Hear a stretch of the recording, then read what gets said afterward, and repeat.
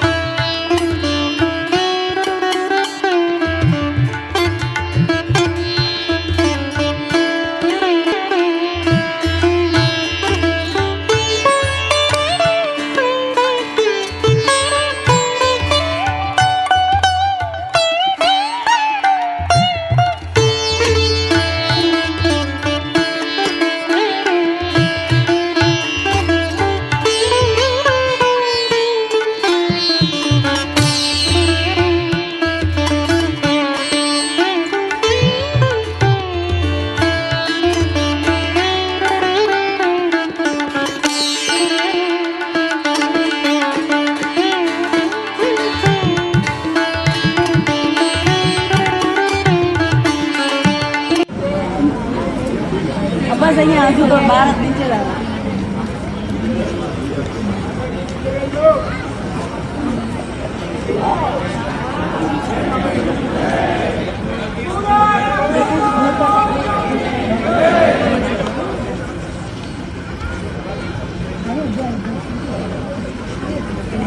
કીર્તનો બોલ્યા આ નૃત્ય દરમિયાન. એમાં આવ્યું કે તમારા વિના સૂકું પાનનું પણ હલવાને સમર્થ નથી. એ વસ્તુ આપણે દ્રઢ કરવાની છે કે મારા સિવાય બીજું કોઈની તાકાત નથી. એ બધું જ કરતા હરતા છે અને કરતા હરતા તો ક્યાં સુધી લખ્યું.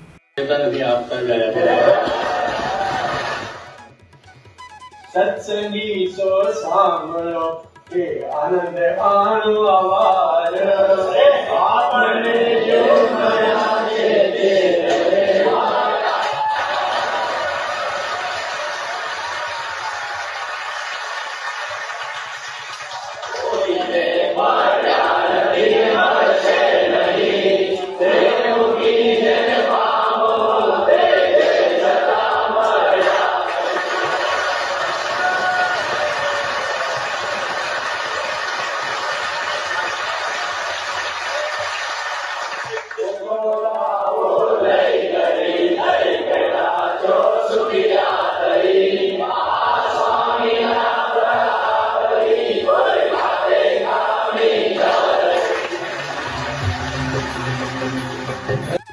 નિયમનું પાલન પણ એટલું જ અગત્યનું છે. કારણ કે આની અંદર આ શ્રદ્ધા, પહેલાં પહેલી તો આપણી શ્રદ્ધા થવી જોઈએ કે સ્વામિનારાયણ ભગવાન બરાબર સાચા છે, એમનું કાર્ય સાચું છે, એમનો સિદ્ધાંત સાચો છે, એમને જે કંઈ આ બધું કર્યું છે, નિયમો આપણને આપ્યા છે શિક્ષાપત્રી વગેરેમાં, તો એ પણ સાચા છે. એવી આપણામાં શ્રદ્ધા હોય તો પછી આગળ એનું પાલન કરવાનું મન થાય. તો પહેલી શ્રદ્ધા કરવાની છે. એ શ્રદ્ધા આપણે અહીંયા આપણી મેં તે વાંચવાથી કરવાથી થતી નથી, પણ સમાગમથી થાય. એને માટે સાચા સત્પુરુષ એવા જો મળે તો જ ધર્મને વિશે એટલે આપણે ધર્મનું પાલન કરી શકીએ છીએ. મોટા પુરુષ મળે ત્યારે સૌના ધર્મો પડે કે આપણા ધર્મનું પાલન કરવાનું જે બળ છે એ પણ એવા પુરુષોથી પ્રાપ્ત થાય અને ધર્મમાં રુચિ થાય છે, શ્રદ્ધા થાય છે કે ભાઈ પાળવાથી મારું સારું થવાનું છે, કે મારામાંથી આ જાતના વ્યસનો દૂષણો આસુરી ભાવ જવાના છે ને ધર્મ જ્ઞાન વૈરાગ ભક્તિ આદિ ગુણો આવવાના છે, એવી એને શ્રદ્ધા પહેલી થાય. અને શ્રદ્ધા તો હોય પણ પછી જો નિયમ પ્રમાણે ન કરો તો પણ નકામું થઈ જાય. કે આપણને શ્રદ્ધા તો છે જ કે ભાઈ મંદિર જવાથી આપણું સારું થવાનું છે, પણ મંદિરમાં પછી તમે જેમ આપણે કહીએ છીએ ને કે અન્નકોટને દાડે દર્શન કરવા આવ્યા અને પાછો બીજો અન્નકોટ આવે ત્યાં દર્શન કરવા જઈએ, પણ વચ્ચે બધું આપણું જે વસ્તુ છે એ બધી ભૂસાઈ ગઈ. કારણ કે સતત એનું જે સેવન એ બહુ જરૂરની વસ્તુ એટલે એમ નિયમ પ્રમાણે. એટલે શ્રદ્ધા છે કે મંદિર જવાથી સારું થાય, પુસ્તક રચનાઓ વાંચવાથી સારું થાય, દર્શન કરવાથી સારું થાય, સંતોનો સમાગમ કરવાથી સારું. પણ સંતના સમાગમ માટે નિયમિત થવું જોઈએ. એટલે સ્વામી કહે જેમ એક ઠેકાણે પાણી ઘડો ડોળી આવ્યા એટલે ત્યાં ધરો ભરાય નહીં ને પાણી મોટું એ ના થાય, પાણીના એક ત્યાં દોરી આવ્યા તો એ પાણી ખલાસ થઈ ગયું, સુકાઈ જાય. પણ સ્વામી કે સતત શેર એક આપણે ટીપું કરે ને ટીપે ટીપે સરોવર ભરાય, પણ એ દરરોજ ટીપું નિયમિત રીતે 24 કલાક પડતું રહે તો ત્યાં આગળ ધીરે ધીરે મોટું સરોવર જેવું થઈ જાય, પાણીનો ભરાવો થઈ જાય. કારણ કે સતત નિયમિત રીતે એ પાણી પડતું રહે. કાંકરે પાર બંધાય એમ આપણે તો બધા વાંચીએ છીએ જાણીએ છીએ. તો એમ આ નિયમિત રીતે થોડું તમે જો કરો તો એનાથી તમારે આગળ વધી શકાય. પણ નિયમ વગરનું જીવન એટલે એમાં કોઈ આગળ વૃદ્ધિ ન થઈ શકે. શ્રદ્ધા છે પણ નિયમિત પ્રમાણે કાર્ય નથી થતું એટલે ના થાય. વેપાર કરો છો, દુકાન તમે કરી છે, દુકાનમાં શ્રદ્ધા છે કે આમાંથી આપણે વેપાર કરવાના છે અને લાભ થવાનો છે, પણ એ દુકાન તમે નિયમિત ન ઉઘેડો એનો ટાઈમ પ્રમાણે અને એક દાડો ઉઘેડો, 2 દાડા ન ઉઘેડો, 2 દાડા જવા દે, 4 દાડા જવા દે, ફરી મહિને ઉઘેડે, 2 મહિના પછી પાછી ઉગાડા કરે એટલે કંઈ ધંધો ના ચાલે. નિયમિત ના થયો. નિયમિત છે પ્રદેશમાં તો નિયમિત રીતે 7 વાગ્યાનો ટાઈમ એટલે 7, 6 નો તો 6, 5 નો તો 5.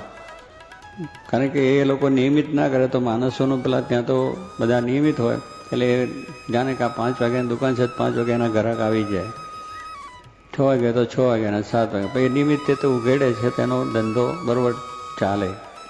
જે મહિનાની આવકો છે એ પ્રમાણે નિયમિત થાય છે. એમ ધંધામાં પણ જો નિયમિત માણસ ન હોય તો એનો ધંધો પણ ન ચાલે. છોકરો પણ નિયમિત અભ્યાસ જો ન કરતો હોય, સ્કૂલમાં જતો ન હોય, વાંચન કરતો ન હોય નિયમિત, પછી એને શ્રદ્ધા તો છે કે હું ભણીશ એટલે સારો ડૉક્ટર થઈશ, એ બધી શ્રદ્ધા છે એને, પણ શ્રદ્ધાની સાથે નિયમિત પાછો નથી.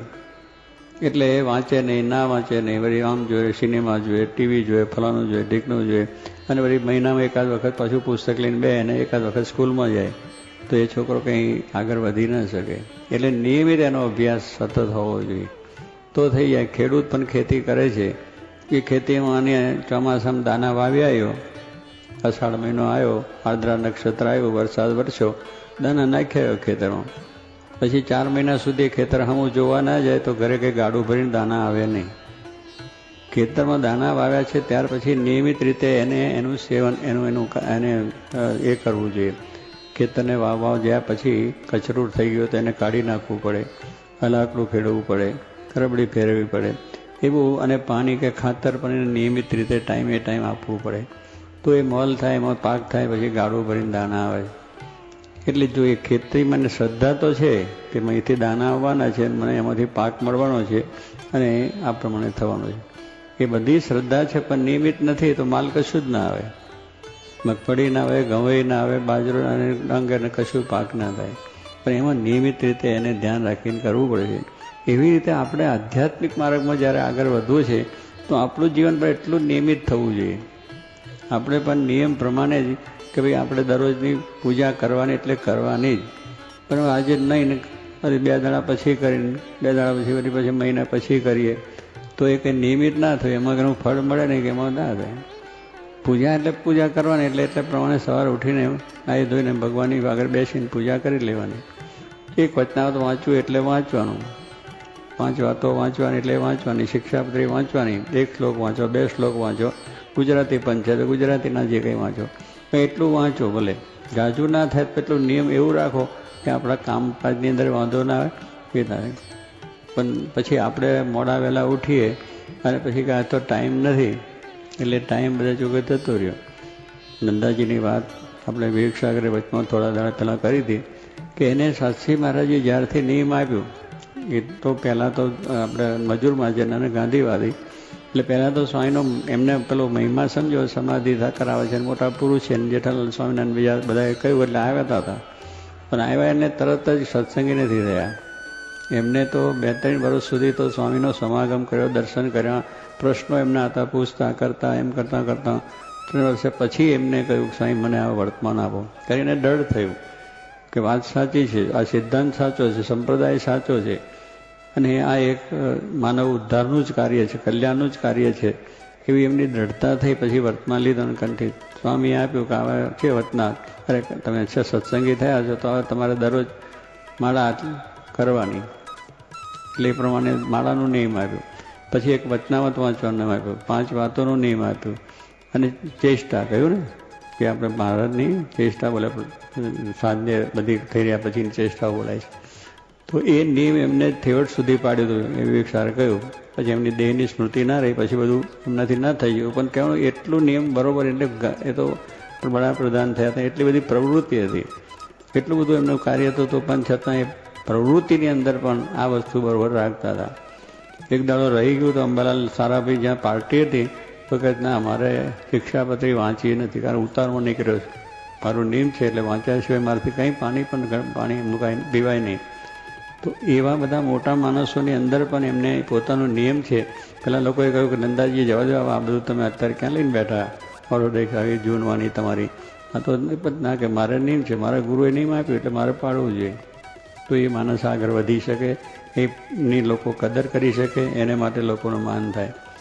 જનક રાજા પણ હતા, એને પણ નિયમિત રીતે એનું કામ, અંબરીશ રાજા નિયમિત રીતે ભગવાનના ફૂલ લાવીને ભગવાનનું પૂજન વંદન કરવાનું, એ નિયમિત જ બધું થતું. એમ કાર્ય તો બધું હતું રાજનું. આપણે તો કંઈ મારે કાર્ય હતું સ્વામી, હું તો બહુ કામમાં હતો એટલે મારે ત્યાં પૂજા ન થઈ.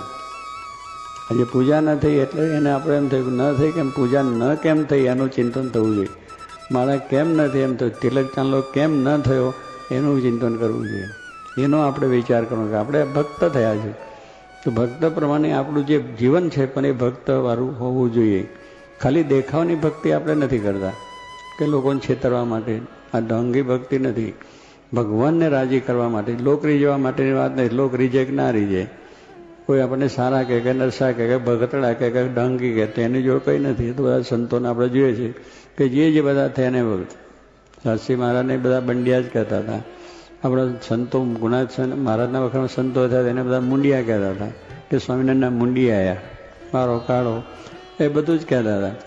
પણ એ તો એક ભગવાનને રાજી કરવા એમની ભક્તિ હતી કે તમે મુંડિયા કહો કે ગમે તે કહો, અમારે તો ભગવાનને રાજી કરવા છે. શાસ્ત્રી મહારાજ બંડિયા કહેતા હતા, એટલે કે એ બધું મૂકી ના દીધું. પણ એની નિયમિત રીતે એમની ભક્તિ શ્રદ્ધાપૂર્વકની કે આપણે ભગવાનને રાજી કરવા છે. કોઈ આપણને ગમે એમ કે ખોટા કહેતો કે ખોટા થવાનું નથી, એ સાચા કહેતો સાચા થવાનું નથી. સાચા તો ભગવાનની આગળ થવાનું છે. ભગવાનની આગળ આપણે ખોટા ઠરીએ તો આપણે મોક્ષ બગડે. બાકી સાચા ખોટા એ ભગવાન પાસે આપણે એનો અદલ ન્યાય છે. બાકી માણસ તો ઘડીકમાં સાચા કે ઘડીકમાં ખોટાઈ ગયા. અહીંયા બધા ચૂંટાઈને આવે છે, ફૂલનાર આટલા બધા પહેરાવે, ઢગલો બંધ, અને પછી પાછું એને માટે ગમે તેમ બોલે ને ગમે તેમ લખે. એટલે એવી વાત નથી. આપણે તો એ બરાબર રીતે ભક્તિ કરવી છે. કેવી ભક્તિ કરવી છે કે જેથી આપણા અંતરમાં શાંતિ રહે, બીજાને પણ શાંતિ થાય અને ભગવાનની પ્રસન્નતા થઈ જાય. એટલે એ દેખાવની ભક્તિ હોય તો તરત મન પાછું પડી જાય, આ તો ભગવાન ભજવાની કારણ દુઃખ આવ્યું. હવે દુઃખ તો આવવાનું છે, નહીં હોય તો એ દુઃખ તો આવશે. દુઃખ તો શરીર છે ને રોગે આવવાનું છે. શરીર સમાજ આખું સંસાર દુઃખનો દરિયો કયો છે. એટલે એનાથી ભક્તિમાં મોરી ન પડવું જોઈએ. પણ જો દેખાવની દેખાદેખ કર્યું હોય કે ચાલો અત્યારે આ બધું વાતાવરણ ઊભું થયું છે કે ચાલો તારે નાખી દો કંઠીને, વાંધો નહીં, અને તિલક ચાલો કરી નાખો. પણ એ નિયમિત થવો જોઈએ. આ દેખાવ માટે કે થોડા દિવસ માટે નથી, કે અત્યારે અહીં સંશો કરવા માટે કે ચાલો સ્વામીને રાજ્યવન થાપ્યો લઈ લઈએ ને આપણું કામ થઈ ગયું, એમ નથી. આ કાયમને માટેનો લેવાનો છે જે નિયમ છે, કાયમ માટે જ આપણે કરવાની વસ્તુ, અને એ ભગવાનને રાજી કરવા માટે, આપણા કલ્યાણ માટે, આપણા મોક્ષ માટે કરવાનું છે. તો કેટલાક લોલમલોલ પણ થઈ જાય. એ લોલમલોલની ભક્તિ નથી, દેખાવની ભક્તિ નથી, દંભી ભક્તિ નથી. ભક્ત ભગવાનના થવું છે, સંત પણ ભગવાનના થવું છે, તો સાચા સંત થવું, સાચા ભક્ત બનવું. જે ભક્તો થઈ ગયા છે એમને મુશ્કેલીઓ આવી, બધું આવ્યું, પણ એની જો ભક્તિ છે તો આજે બધા એની વાતો કરીએ. તુકારામ થઈ ગયા એની ઉપર વાત કરીએ, કેટલું બધું અપમાન બધું થયું ગયું. કારણ કે જે ભક્તિ સાચી એટલે સાચી, ભગવાન સાચા છે. એની ભક્તિ આપણે કરતા ગમે એટલી ઉપાધિ થાય તો એ મૂકી દેવાનું નથી. અગર તો 2 દાડા અહીંયા દેખાવ કરીને પછી પાછું આપણું કરતા એમ કરીએ એવું પણ નથી. તો એ ભક્તિ ન કહેવાય. નિયમિત મેં કહ્યું, નિયમિત રીતે જ આપણું હંમેશા થવું જોઈએ. પછી ગમે તેવા સંજોગો, ગમે તેવી પરિસ્થિતિ હોય, દેશ કે પરદેશની અંદર હોય, તો પણ આપણી આ ભક્તિ બરાબર થવી જોઈએ, નિયમિત રીતે થવી જોઈએ. તો આપણે આગળ વધીએ. પછી કે ના, મને તો કંઈ ભક્તિ ફળી નહીં, સત્સંગ ફળ્યો નહીં, મંદિરમાં ગયા, પણ તારું નિયમિત ના હોય ક્યાંથી થાય? નિયમિત તમારે જો વાત કરો તો નિયમિત રીતે બધો આપણો વિકાસ થઈ શકે છે, પણ નિયમિત ના તો એનો વિકાસ થતો નથી. એમાં ભક્તિનો નિયમિત ભક્તિ હોય તો જ આપણો વિકાસ, એટલે આધ્યાત્મિક વિકાસ આપણો થઈ શકે છે અને આપણે એનો લાભ થાય છે. પણ એ નિયમિત ના હોય અને પછી કહીએ કે મંદિરમાં કંઈ જ્ઞાન લાભ ના થયો, ભગવાનની માળા કરીને કંઈ થયું નહીં, ધર્મનું કંઈ બરાબર નથી, ધર્મ ખોટો છે, મંદિરો ખોટા છે, શાસ્ત્રો ખોટા છે, આ બધા સંતો ખોટા છે, આ બધું દંભ છે, ધતિંગ છે, એ બધી વાતો કરવાથી ફાયદો શું? પહેલું તો આપણા જીવમાંથી કાઢો, જે કાઢવાનું છે કાઢો. ધતિંગ તો કાંઈ છે ને, બધું જે સાચું છે આપણે ઠેકાણું નથી. આપણામાં એવી શ્રદ્ધા નથી, વિશ્વાસ નથી, નિયમિત નથી, અને એને બરાબર સમજી શક્યા નથી. સમજે માણસને પછી કંઈ વાંધો આવતો જ નથી. સમજે તો એને બરાબર થઈ જાય. એમાં પૂરું સમજ્યો ના હોય અને બીજા કહેતા હોય કે આવું છે, કાલે એવું છે, હું ગયો તો મને એવું લાગ્યું, પણ તું ત્યાં ક્યાં જઈને ઊંડો ઉતરે છે? ફરતો ફરતો આવ્યો ને બેસી ગયો ને અહીં આવીને જોયું ને તો એટલે એવી રીતે ખોટું લોકોને ઘણું આ છે કે દેખા દે, વાતે વાત, કા ધતિંગ એટલે ચાલ્યું. અને આજે બહુ વસ્તુ એ છે, બુદ્ધિવાળા માણસોના આજે આ બાબતમાં જરા આની ચર્ચાઓ મૂકવીને, ચર્ચાઓ કરવીને, ફલાનું કરવું ને ઢીકનું, ભાઈ કરો ને તમે જે કરતા એ જે બધું કરશે. તો કહેવાનું શું છે કે એવી ખોટી ચર્ચાઓ ઊભી કરીને, અગર ખોટી વાતો કરીને પછી ધર્મને ખોટો કહેવો, કે એના જે કંઈ નિયમોને ખોટા કહેવા, એની જે શ્રદ્ધા છે એને ખોટી કહેવી, એ કહેવાય આપણી મૂર્ખાઈ છે. કે આપણે સમજો, સમજીને કરો, બધું છે દરેક જે કંઈ કરતા હોય તે. પણ આવી વસ્તુની અંદર લોલમલોલ આપણી ભક્તિ નથી. એમ કહું કે આપણે ભક્ત થવું છે, આપણે જે સત્સંગી થયા છે, કે જે કંઈ આશ્રિત બન્યા છે એ સાચા છે, કારણ ભગવાન સાચા છે એવી એક શ્રદ્ધા. પછી એ શ્રદ્ધા પ્રમાણે એમનું ભજન, એમના જે ગ્રંથોનું વાંચન, એમના આદેશોનું પાલન, એટલે તિલક, ચાંદલો, માળા, પૂજા જે કંઈ કરતા હોય નિમિત્ત કરવું. તમારો ધંધો કરવાનો છે જ. મેં કહ્યું નંદાજી ધંધો કરતા હતા, શિવલાલ શેઠ પણ બહુ જ મોટો ધંધો કરતા હતા, પણ નિયમિત એમની કથા, વાર્તા, કીર્તન, ધ્યાન, ભાન, તિલક, ચાંદલો બધું હતું. એવા અનેક ભક્તોના દાખલા આપણે છે, અત્યારે પણ બધા છે, નથી એવું નથી, બધા છે અને પાલન કરે છે, સારી રીતે કરે છે, વ્યવસ્થિત રીતે કરે છે. બધા જે આવ્યા છો તમે વ્યવસ્થિત બધું છે, પણ કેટલી વખત લોલમલોલ આપણે ભક્તિ ન થવી જોઈએ. એને માટે આપણી આ દ્રઢતા, નિષ્ઠા, નિયમિત રીતે આપણી ભક્તિ થવી જોઈએ. અને એ નિયમિત થવા માટે સમાગમની પણ એટલી જ જરૂર છે. આપણા નિયમિત થવા માટે સત્સંગ છે, એટલે સંતોનો સમાગમ એ પણ એટલો જ અગત્યનો છે કે જો આ સમાગમ ન હોય પછી આપણે ભૂલી જઈએ. પણ સંતો આવે તો દરરોજ પાછું યાદ કરાવે કે કેમ આજે તિલક નથી થયું, કે સ્વામી જરા મોડું થયું એટલે ભૂલી ગયો, તો આવતીકાલે કરજો પાછો. એટલે એ પણ યાદ કરાવે આપણને, કારણ કે આપણે ઉતાર હોય, કેટલી વખત આપણે ઉઠ્યા મોડા હોય, જવું હોય, ઓફિસે જવું, બીજું મોડું થઈ ગયું, પૂજા પણ રહી જાય, અને પેલો તરત જ આપણને યાદ કેમ આજે બરોબર છે, એમ તરત જ એટલે એના સમાગમથી, એમની વાતોમાંથી, એમના કાર્યથી આપણને પાછું એ જાગૃત થાય, અગર તો યાદ આવી જાય આપણને. એટલે એ સમાગમ હોય તો આપણે નિયમિત સત્સંગ થાય, નિયમિત પાઠ પૂજા થાય, નિયમિત ભક્તિ થાય, અને શ્રદ્ધા પણ વિશેષ આપણને એમાંથી થાય. સંતોના સમાગમથી, શાસ્ત્રોના વાંચનથી, શાસ્ત્રોમાં જે શ્રદ્ધા છે, ભગવાનમાં જે શ્રદ્ધા છે, આપણા ધર્મની અંદર જે શ્રદ્ધા છે, એ સંતોના થકી થાય છે. સંતો છે એ પોતે એ પ્રમાણે દ્રઢતા કરી જોગી મહારાજની દ્રઢતા જોઈ, શાસ્ત્રી મહારાજની આપણે જોઈ, તો એમને શ્રીજી મહારાજની વિશેની ભક્તિ એટલી બધી હતી કે આ ભક્તિ કરવાથી જ કલ્યાણ થાય છે. તો એ નિયમિત કેટલી દ્રઢતાપૂર્વક કરતા હતા. તો એમને શ્રદ્ધા હતી તો નિયમિત ભક્તિ કરતા અને નિયમિત રીતે આપણને સમજાવતા કે આ પ્રમાણે કરજો, આ કરવાથી તમારું કલ્યાણ થયું. તો કહેવાનું શું છે, કેવા જો મળે તો આપણું કાર્ય સહેજ સરળતા થાય છે. એટલે આપણી ભક્તિ સાચી બને એને માટે નિયમિત રીતે આપણું વાંચન થવું જોઈએ, નિયમિત પાઠ પૂજા થવી જોઈએ, નિયમિત સમાગમ થવો જોઈએ અને તમારું કાર્ય પણ નિયમિત કરો. એમાં પણ કોઈ નથી. જોકે મારા વિદ્યાર્થીઓને કહેતા કે તમે યુવક મંડળમાં આવજો અને આ સત્સંગના બધા નિયમો પાળજો, પણ સાથે વાંચવાનું કહેતા હતા કે અભ્યાસમાં પણ ફર્સ્ટ ક્લાસ લાવજો. ધંધો કરતો એને પણ કહેતો તારા ધંધામાં પૂરું ધ્યાન આપજે. એટલે વ્યવહારને મોક્ષ બે એ સમજાવે. કેટલા વ્યવહારમાં કેટલા વાતો દઈએ એટલે આપણા વ્યવહારની બધું નકામો થઈ જાય. કોઈનો વ્યવહાર નકામો થયો નથી. આપણી બીજી બિન આવડતને લઈને થયો હોય વાત જુદી છે. બાકી તો આપણે એ રીતે એમના ભગવાન ભજતા કે ભગવાનનું ભજન કરતા કે ધર્મનું પાલન કરતા કોઈનું કંઈક ખોટું થયું નહીં. નરસિંહ મહેતાએ કહ્યું કે હરિ ભજતા હજુ કોઈની લાજ જતા નથી જાણી રે, જેની સુરતા સાંભળ્યા સાથ વધે વેદ વાણી રે. નરસિંહ મહેતા પણ કહ્યા કે વેદો ઉપનિષદોથી આપણને વાત મળી કે ભગવાન ભજતા કોઈનું અકાશ થતું નથી, એનું કલ્યાણ થાય, એનું સારું થાય. પણ આપણે એને બરાબર પાલન ન કરી શકીએ. આપણી ખામીને લઈને, આપણી બિન આવડતને લઈને, આપણી ભૂલને લઈને અગર આપણે એના એવી ભૂલો કરતા હોય તો એને લઈને દુઃખી થવાય છે. બાકી આમાં ભજન કરવાથી, સત્સંગ કરવાથી, ભક્તિ કરવાથી કોઈ કંઈ દુઃખ કોઈને આવ્યું નથી અને આવે નહીં. કારણ કે ભગવાને આ નિયમો કર્યા છે, ભગવાને આપણને આ સિદ્ધાંતો આપ્યા છે, એ બધું એમને આપેલું છે. વેદો એ બધું આપણને કહ્યું છે. અને શ્રીજી મહારાજ તો સાક્ષાત ભગવાન પુરુષોત્તમ સર્વોપરી એમને બધી વાતો કરી છે. એને આપણે કેવી રીતે ખોટી કહી છે કે એમને ખોટું કહ્યું છે, ખોટું લખ્યું છે, ખોટું નથી. કારણ કે આપણે સમજી શકતા નથી. એ વાણી જબરદસ્ત વાણી છે. વેદની વાણી કોણ સમજી શકે? આજે આપણે નથી સમજી ગયા, પણ ભણે છે વિદ્વાનો, મોટા ઋષિ મહાત્માઓ સમજ્યા છે. અત્યારે એવા જે ભણે એ શીખ સમજી શકે છે. એમ ભગવાનની વાણી સમજવી બહુ કઠિન વસ્તુ છે. મુક્તાનંદ સ્વામી કહે છે, એક જણો આવ્યો કે તમે વાત કરો એ સમજાય છે, મહારાજની વાત સમજાતી નથી. મુક્તાનંદ કે અમે 50 વર્ષથી સાધુ ભેગા ફરીએ તોય હજુ સમજ્યા નથી કે ભગવાનની વાણી ક્યાંથી સમજાય. કારણ કે એ તો પરાવાણી જ ભાઈ, એ સમજાય એ ભક્ત બન્યા અને એની રીતે કામ થયું. એટલે આ બધી વસ્તુ છે એને બરાબર આપણે દ્રઢતાપૂર્વક કરીએ તો આપણું કામ સર્વોપરી થઈ જાય અને સર્વ પ્રકારે સુખ્યા પણ થવાય. માટે શું કે હાલ કોઈ રાખવું નહીં, એની અંદર ડગમગ થવું નહીં. જ્યાં સુધી ડગમગે દિલ ત્યાં સુધી નવ ભ્રમ પ્રકાશે. મન જ્યાં સુધી ડગમગ થવાનું છે ત્યાં સુધી આપણને વાત સમજાવવાની નથી. આ સાચું છે કે આ ખોટું છે. વળી અહીંયાથી કંઈ સમજીને ગયા અને પછી પહેલાં બીજો મળે એટલે ખોટું છે. આ તો બધું ઠીક છે, લખી ગયા શાસ્ત્રોના પોતાના બ્રાહ્મણ ભેગા થઈને પૈસા કમાવા બધું લખ્યું છે, આમાં કંઈ માલ નથી, બીજું ત્રીજું એવું સાંભળીએ એટલે પછી તમારું હા છે તો એવું જ. એટલે પછી છે તો આવું, તો એમાં શું સમજ્યા? શું અહીં સમજીને ગયા? શું નિશ્ચય થયો? પાકું શું થયું? કશું થયું નથી. ડગમગ દિલ છે. સાચું છે, ખોટું છે.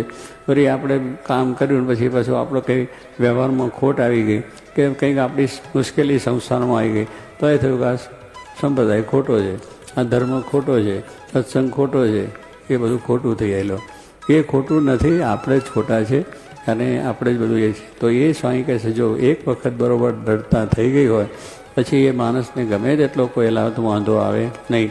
એટલે શ્રીજી મહારાજ પણ આપણી કસોટી કરતા હોય છે. સત્સંગ થયા પછી પણ ભગવાન કસોટી કરે છે. પાંડવોની કસોટી થઈ છે, દાદા ખાચરની થઈ છે, જેને 30 વર્ષ સુધી રહે એની પણ કસોટી થઈ છે. અને એટલો બધો લાવી નાખ્યો બિચારાને કે હાડકાં ચામડા જુદા થઈ ગયા.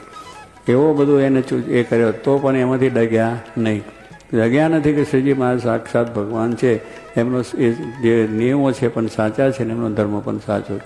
એ રીતે પોતે વર્તી શક્યા. 500 સંતોને પણ શ્રીજી મહારાજે ડગાઈ નાખ્યા. એટલી બધી કસોટી એમની કરી છે કે આ મારે વિશે એમને એ જ સાચું છે, મારી ભક્તિ એમની સાચી છે કે હજુ લૌકિક ભક્તિ છે એ જોવા માટે એમને પણ કેટલા 108 વર્તમાન ફેરવી નાખ્યા. એમાં બધી રીતે કેટલી રીતની કસોટી કરી, એમાં અડગ રહ્યા. એની અંદર ડગ્યા નહીં ત્યારે આજે એનું ભજન આપણે સ્મરણ કરીએ છીએ. તો એ રીતે છે કે આપણી એવી ભક્તિ થાય કે આપણી ડગબગ થાય નહીં અને નિયમિત રીતે આપણી ભક્તિ હંમેશા માટે થતી રહે.